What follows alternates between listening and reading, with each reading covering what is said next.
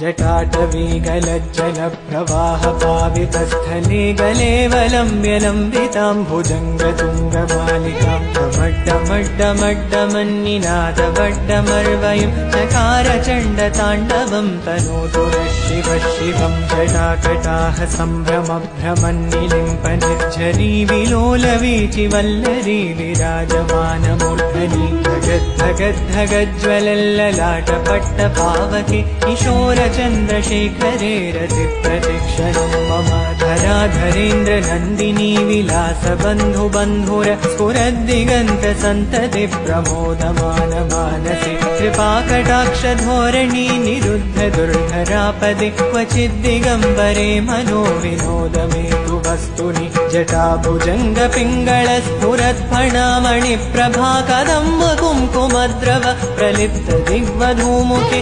मदाह्नसिन्धुरस्फुरत्वगुत्तरीयमेदुरे मनोविनोदमद्भुतं विवर्तु भूतभर्तरि सहस्रलोचन प्रभृत्य शेषलेखशेखर प्रसूनधूलिधोरणि विधूसराङ्घ्रिपीठभु भुजङ्गराजमालया निबद्धजाटजोटक श्रियैचिराय जायतां चकोरबन्धुशेखर ललाटचत्वरज्ज्वलद्धनञ्जयस्फुलिङ्गभा निपीतपञ्चसायकं नमन्निलिम्बनायकं सुधामयूखलेखया विराजमानशेखरं महाकपालि सम्पदे शिरोजटालमस्तु नः।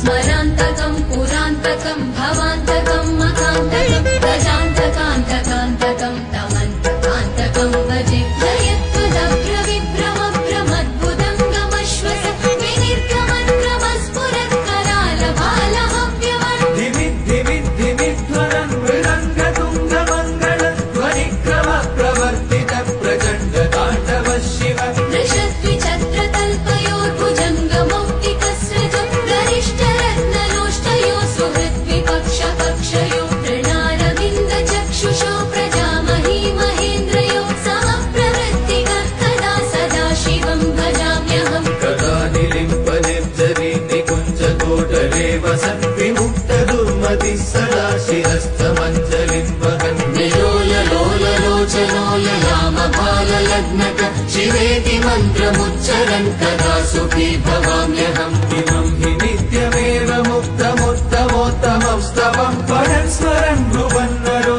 विशुद्धिमेति सन्ततम् हरे गुरौ सुभक्तिमाशु याति